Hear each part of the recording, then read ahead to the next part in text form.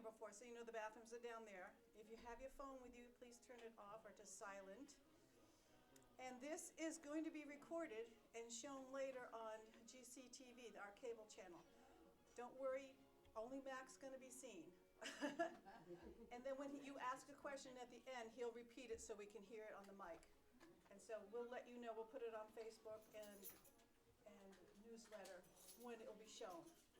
I don't know if will it go in rotation or? I think, yeah, it'll be shown more than once. Okay. Especially for those, I know a couple people couldn't make it today, so they asked if it was gonna, I don't know how they knew, but they asked if it was gonna be recorded. I think they were meaning Zoom, because you can record Zoom and see it later. Little did they know it was gonna actually be on TV. Okay, and this, the slideshow you saw behind me is something that Josh and I put together. And once, after Mac's talk, you'll understand the slides a little bit more, and I can explain what they are, or Mac can explain, because he knows what they are too. All right. Okay. That's the strike at 1 o'clock. Strike at 1 o'clock, okay. So, well, thank you, everybody. It's just thrilled to see everybody here. This is our first program since 2021? August of 2021. August of 2021. When we got 2 programs in before we had to shut down again with COVID. So, we're thrilled to have Mac back. He was here, I think 2018, with his book about the Mainers on the Titanic, which is a great program. And we had him booked for 2020 for his book on the filming of Peyton Place up in Camden. So hopefully next year we can get him to do that one, because I'd love to hear. That was a great book. I read that one too. I read them all. And and if you've all seen Peyton Place or read it. So, without further ado, I'll have Matt come up and give his talk. And then, of course, he has this book and he has his other books up there for sale afterwards. Thank you.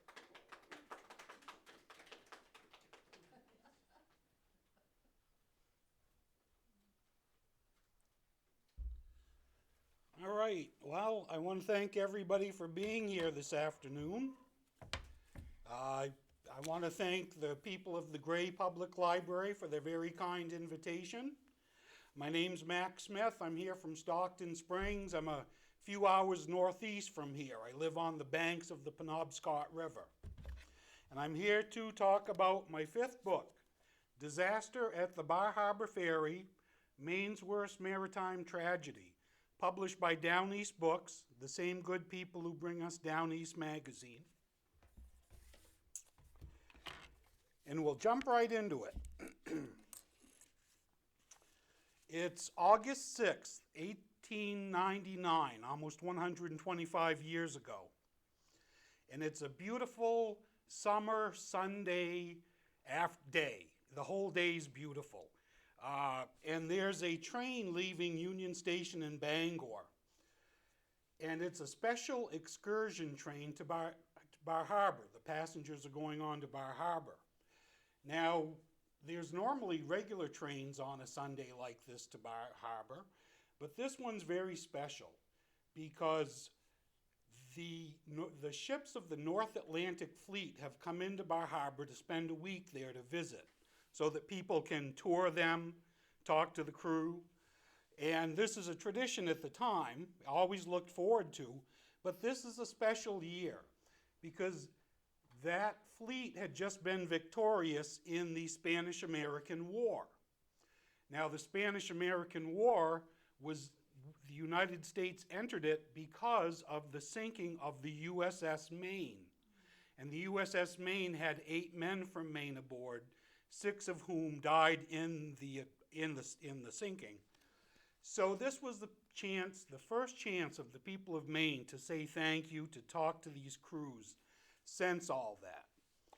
So the Maine Central Railroad organized special excursion trains all day for that Sunday because that's when the ships were coming in.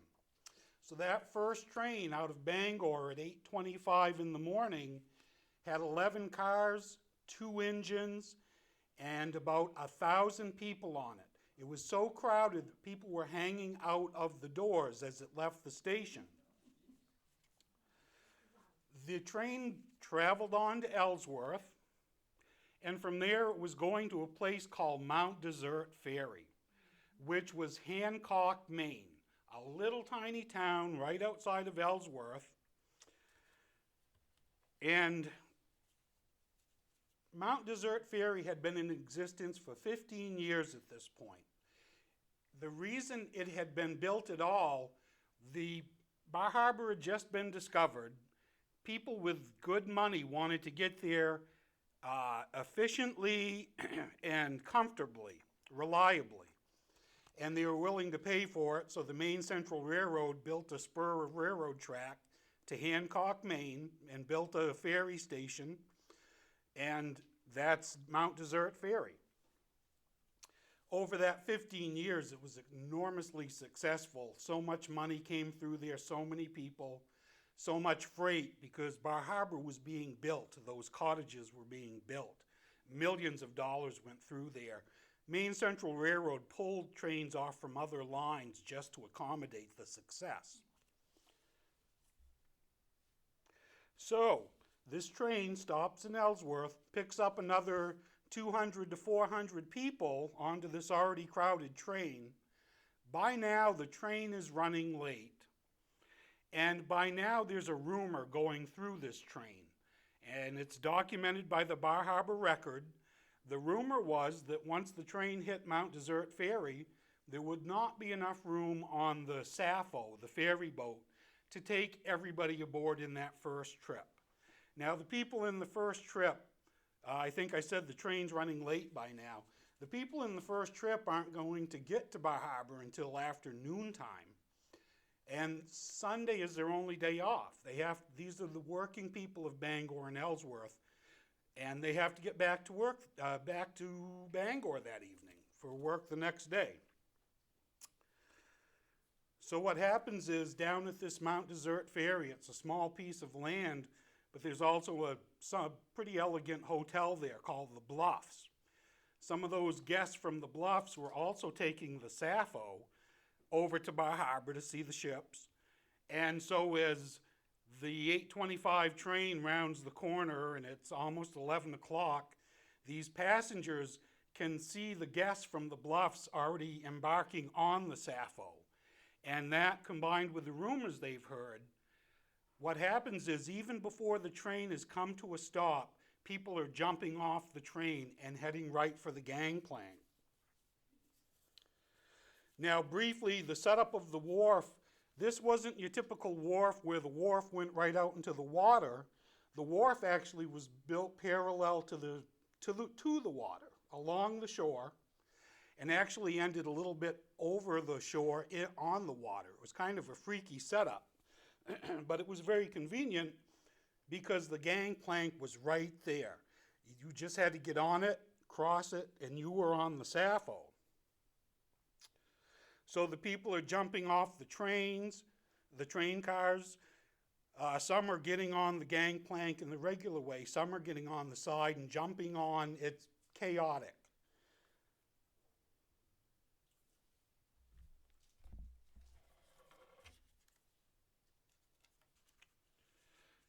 So it's chaotic. There's about 200 people on this gangplank now.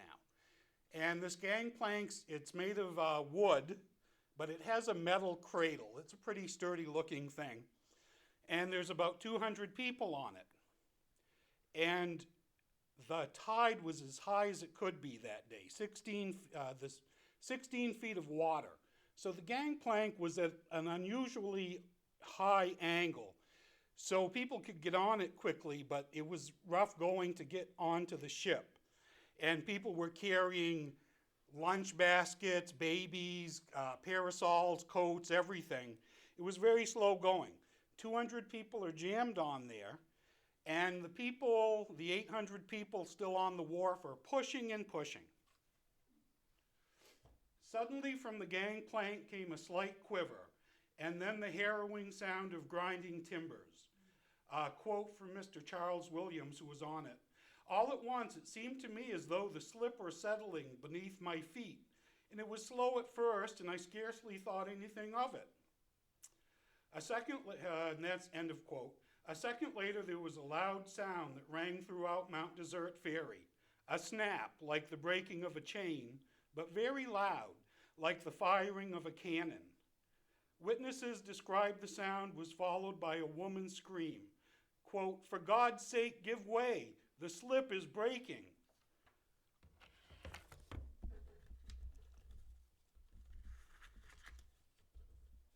So, what happens is the gangplank breaks, but not right in the middle, but closer to the Sappho. So the people on that end quickly go into the water, and the people on the longer end, they have a second or two to fight, but it does them no good. There's no place to go. And they all slide, all one on top of each other. Now I want to explain the setup of this system. The wharf was parallel to the water. The Sappho is parallel to the water.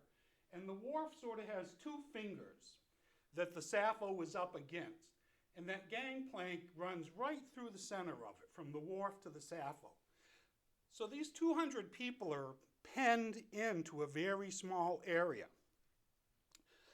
For a solid minute, the crowd on the wharf that can see what's going on, they freeze. They just freeze in shock. The 200 people in this pen in the water are screaming for help, and the people in the back of the crowd still on the wharf don't realize what's happened. And up until now, the whole mood was merriment and mirth. And the people in the back think that the screams for help are continued screams of merriment and mirth. They keep pushing, and another 50 people go into this pen. At this point, the crowd kind of comes to and realizes what's going on.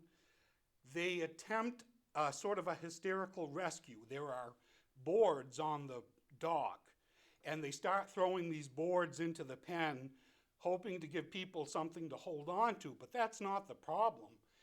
Plus, these boards hit many of them in the head, and it does more damage than good. After a few minutes, the captain of the Sappho organizes a rescue effort from his side, and a newspaper editor from Old Town organizes a rescue down by the broken gangplank. He had gone in the water, got out, and then realized he quickly developed a system where people on the wharf held these boards down to the people in the water. They held on to those until this rope that they had rigged up could be gotten to them and they could be pulled out. And by doing that, they finally had a good organized rescue effort.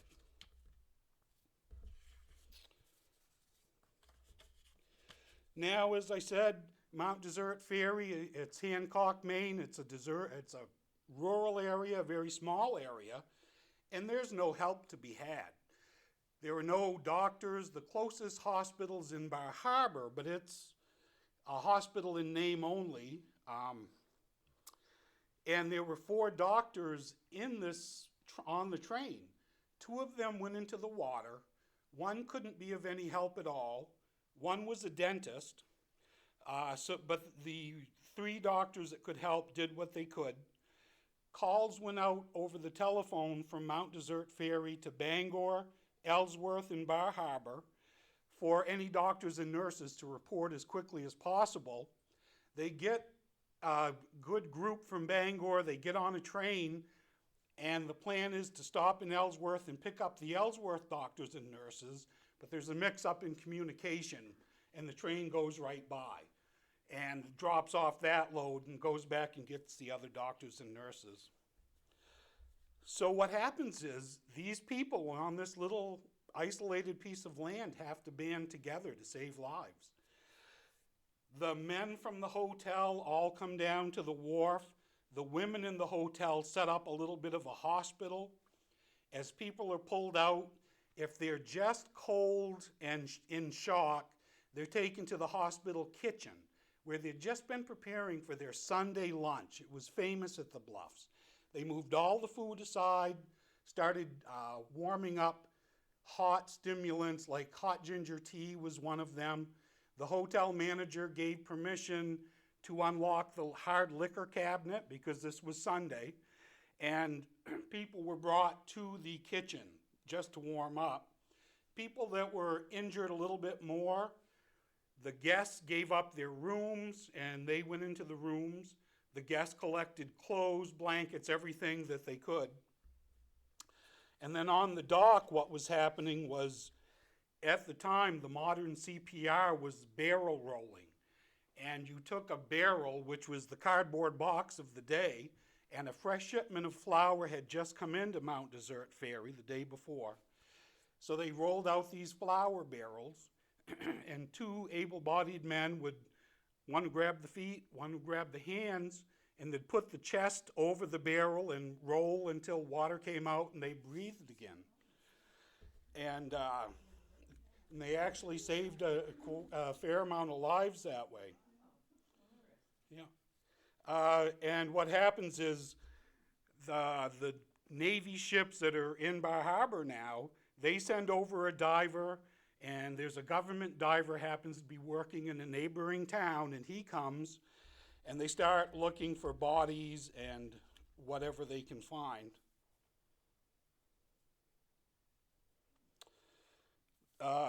The Sappho, after an hour, pulls out and heads over to Bar Harbor. Because the gangplank was broken, there was no way to get back and forth. And it was chaotic when everybody had gotten off the trains, so a lot of families and parties were separated at this point. The Sappho goes over to Bar Harbor. It has 3 women aboard, 2 of whom die on the trip. One they try to give medical care to when they arrive there, but it's too late.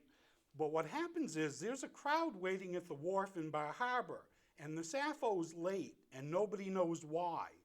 And all of a sudden, 4 doctors and 2 nurses come running to the wharf, get on the ferry boat that's over there, an extra one they had on standby, and it immediately chugs to Mount Desert Ferry.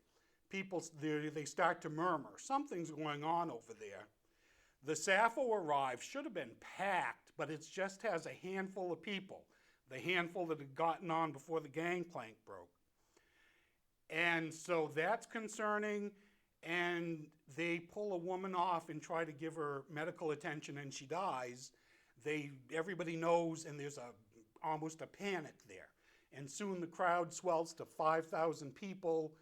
Everybody who can gets on the Sappho to go back to Mount Desert Ferry. But you end up with a shuffling. Parties were separated at Mount Desert Ferry. So when the Sappho came over, some of them came back, but some of that family went over to look for them. No means of communication at the time. So instant communication. It was a nightmare of a scene. What happens is news starts spreading from those initial phone calls for the doctors and nurses. It spreads by word of mouth and by telephone, telegraph. And all the trains that come into Mount Desert Ferry for the rest of the day are just packed with people. Some are looking for family, some are gawkers. They've heard this story, they want to see it. Now, in the end, the 20 people die in the tragedy. 17 there and the 3 women on the ship. And then what happens is the freight house is right on the wharf, convenient, and the bodies are all put in the freight house. Before they're declared dead, they actually try the barrel roll on anyone that they seem like they're dead. They give it one more shot, and then they're put into this freight house. And before you know it, you have thousands of people on the banks of this little tiny piece of land looking for loved ones. And if they can't find them, they start checking the freight house. All afternoon, sad-faced men, women, and children who were missing loved ones sought admission to the temporary morgue to gaze upon the faces of the dead, to see if they could discern a friend or relation. Quote, "The scene here as the identification proceeded was a heart-rending one, piteous in the extreme. Husbands or wives, brothers or sisters, entered tremblingly fearing lest they should find what they sought. A low moan or sudden shriek would tell that their quest had been only too successful, and to those who were parted from no dear ones, the sight of those pallid faces with the dank hair sticking to the marble forehead, the foam-flecked lips, and the glassy eyes was no pleasant spectacle, wrote the Bangor Daily Commercial. And that's a little graphic, but I read it because when you find out why the disaster happened, it's important to remember. All right, so it goes, bodies are removed by evening. They've identified most of them. A special train comes into Mount Desert Ferry that night with 17 caskets. It takes them 4 hours to load the bodies onto the caskets. They're sent to Bangor, where there are a number of funeral parlors. The undertakers prepare the bodies, and they're all sent to their various homes for their funerals. Now, before Sunday night was over, the inquest had actually begun. The coroner from Hancock County had arrived at Mount Desert Ferry that afternoon and had taken charge of the bodies and the paperwork and everything, identification. And by evening, he had enlisted 6 men of Hancock, the town of Hancock, to serve as jurors. The next day, the hearing begins, and it's a formal hearing. The Maine Central Railroad has a lot at stake on what the verdict is, but it's held in a very informal manner. It's held at the cottage of a gentleman who was spending the summer at the Bluffs. They had some separate cottages. He offered use of his cottage. At one point, when a witness was being questioned, that same gentleman started to ask questions. And the district attorney for Hancock County said, that seems highly irregular that a spectator's asking questions. And the coroner said, nah, go ahead, that's fine. And there was nothing dirty or underhanded in the proceedings, but much less formal than we would have ever seen. At lunchtime, 2:30 in the afternoon, they take a lunch break. And the jury, they're off the record, off the clock, but as a group, they go down to the wharf and they look at the broken gangplank. And when they come back to Mr. Addition's cottage, Mr. Addition has brought one of the end pieces from the gangplank, a piece of wood. And an argument ensues, is that wood spruce, which is a stronger wood and what the Maine Central Railroad said they used, or was it conifer, weaker wood? And after much discussion, it was agreed that it was spruce. It was the stronger wood. That didn't seem to be the problem. All right, so there's a handful of witnesses. Tuesday morning, the second day of the inquest is done by noontime because a witness from the day before in his testimony made clear why the disaster had happened. And as I say that, from everything I've said, I've told you about that crowd that was out of control. Pretty safe to assume that's the cause. I mean, just on the face of it, it would seem safe to assume that for me. But that's not why the gangplank broke. And I'll tell you why the reason the gangplank broke. The reason is on page 130 of this book. And that's all I'm going to say about it.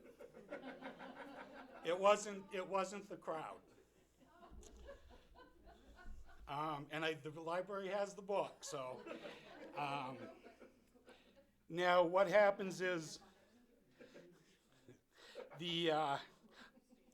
I've always wanted to do that. I usually give everything away, but not this time. Not this time.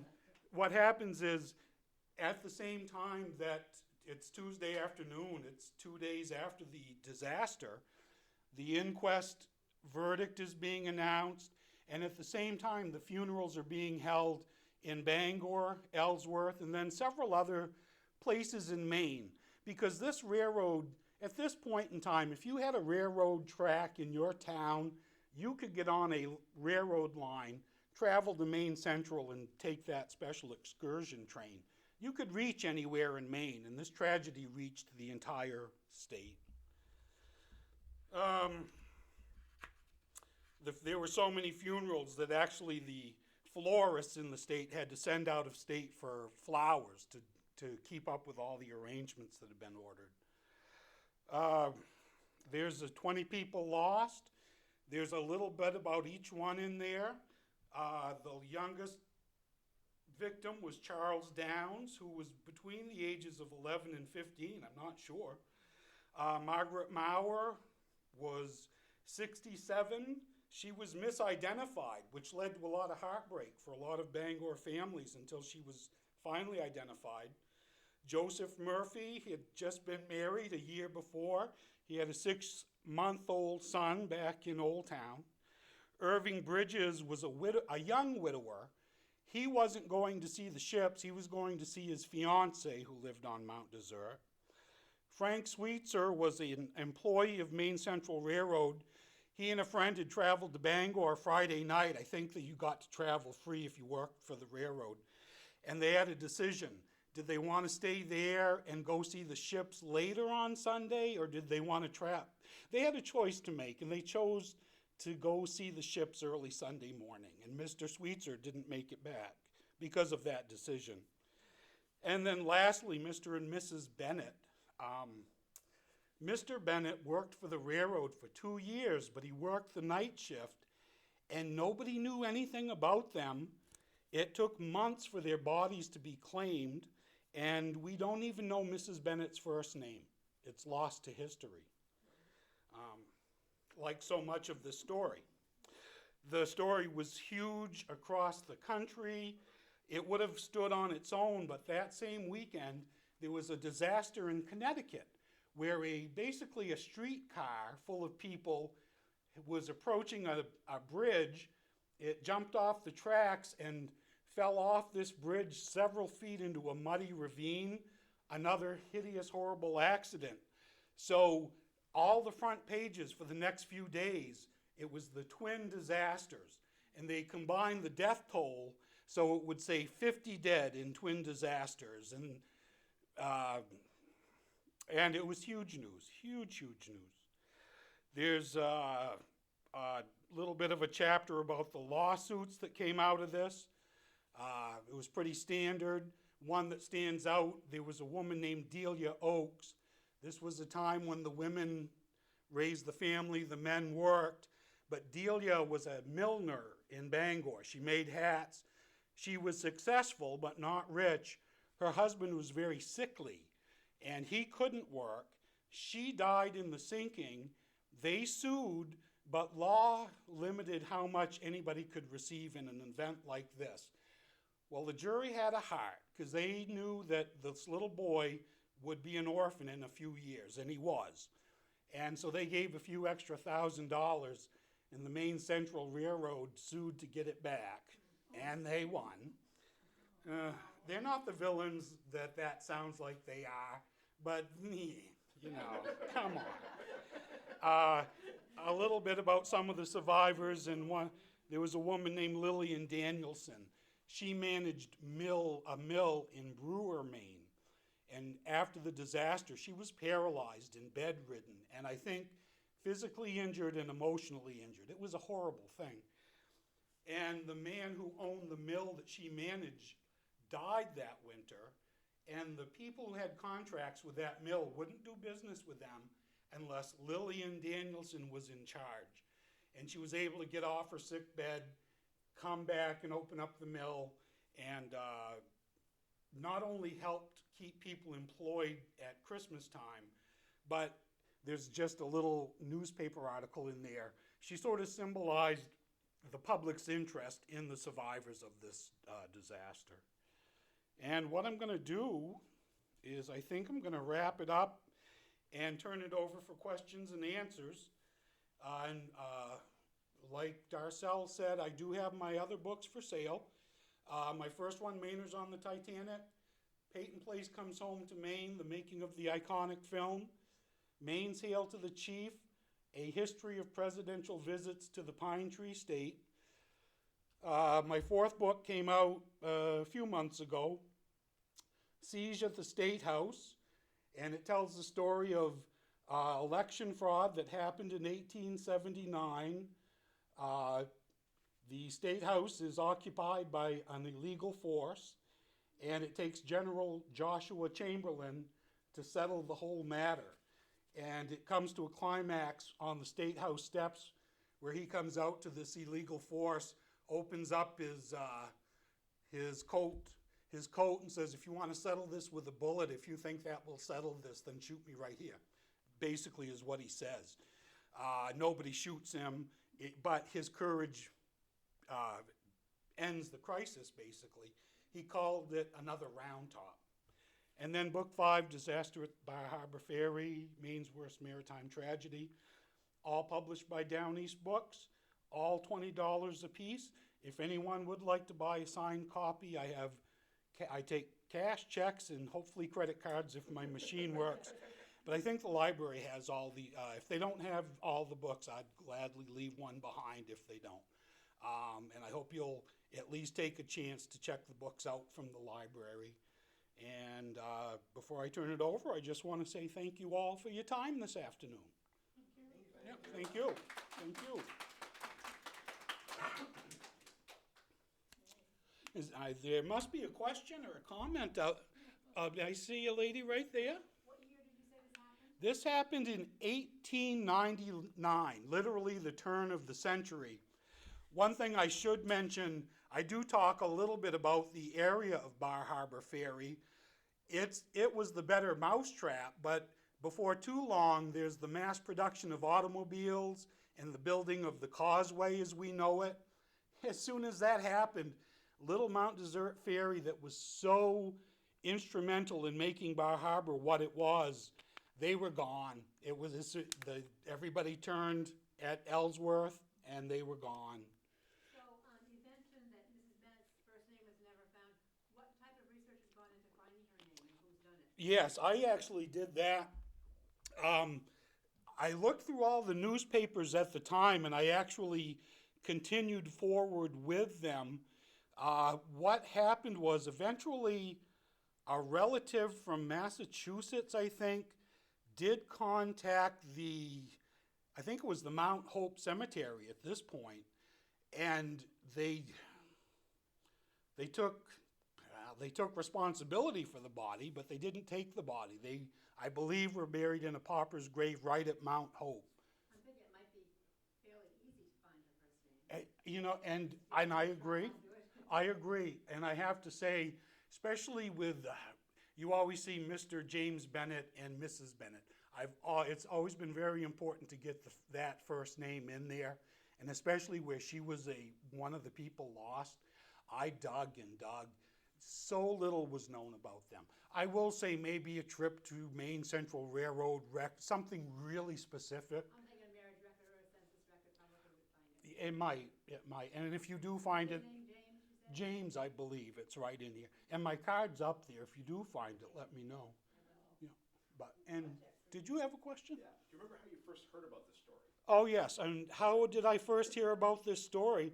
I was researching, at some point, researching the Titanic book. You ended up researching all sorts of dates. And that's where I found the basic story of disaster. But what I was afraid of was there would not be enough material to make a book out of it, is what I was afraid of. And when I think it was the Portland Evening Express, when you look at their first newspaper coverage of it, at that time there were a lot of reporters in that area. They had a very big story. It almost was a time machine that pulled you right back to 1899. So full of details, just enough to have a book there, and too important of a story for it to be lost to history like it is. So, yeah. Thank you. All right, anybody else? All right, I don't see any more questions, so I guess we'll wrap it up there. And I know there's some snacks out there, and if anyone wants a book, you come right over, and we'll call it good. You could probably sell just page 130 at this point. At this point, And I hope the reason is such a small reason, and I think that's what's so frustrating in it. But I'm gonna stop because in my Titanic book, it was always Madeline Astor. I'd always leave a tease there because she remarried, gave up the fortune, but I'd say she did something so outrageous that she never came back to Bar Harbor again. That was the tease. And I always get sucked in and told the whole story. Not this time. Again, I want to, oh, yes, ma'am. Could you give us a little overview of what the Peyton Place one is about? Yes, very briefly, it's, I always knew the book was so controversial and the movie. She asked what the beginning of Peyton Place, or an overview of the Peyton Place book. It was so controversial that I knew the movie producers didn't just walk into Camden. And I wanted to find out what their path was to film here. And it turns out we were their third choice. They were rejected by New Hampshire, Vermont. There was a bit of an uproar. You saw a few letters to the editor, but the day the director comes to decide which town to film in, because they'd looked at 4, the day he arrives, there's a scathing editorial in the Lewiston Evening Journal. And then the newspapers of the state kind of split. The next day, the Portland paper supports them filming here. The day after that, the Bangor Daily News goes right down the middle of the road. And it basically, yeah, just to get that controversy, the filming itself was pretty eventless. But what was happening was there was a reporter from Life magazine there all this time. And people were talking to him privately. And Life magazine, a few months after filming wraps up, Life magazine does this horrible article about Camden, Maine, suggesting that they didn't care about the filth of Peyton Place, the book, because they were all making $5 a day as extras. It was really insulting and untrue. And but a lot of those controversies, the details, more than just the glitz and glamour. And some people have bought it thinking it's a Hollywood story. It's not. It's a Maine story. It's Hollywood meets Maine. You know, they're coming to us and reacting to us. So, yeah. It's a fun, I'm going to tell you, it's a thin book. And instead of making the words even bigger because there wasn't so much text, they made them smaller. It's not physically easy to read, and I apologize. But it's not as juicy as the book was, or juicy at all, really. But it does. If you know what Peyton Place is, it didn't have to be juicy. Everybody knew. But yeah. When was Peyton Place published? It would have been 1957. And what happened was they wanted to film this movie as fast as possible to capitalize on this publicity. The entire country of Canada had banned the book. And every time another place banned it, the sales shot up through the roof, and the producer wanted to take advantage of that. They had a very friendly relationship with the people of Portland. There almost became a affection for the people of Camden and the movie producers, the crew. It was a special time down there, I think. All right. Thank you so much. Thank you, everybody. Thank you. I appreciate it.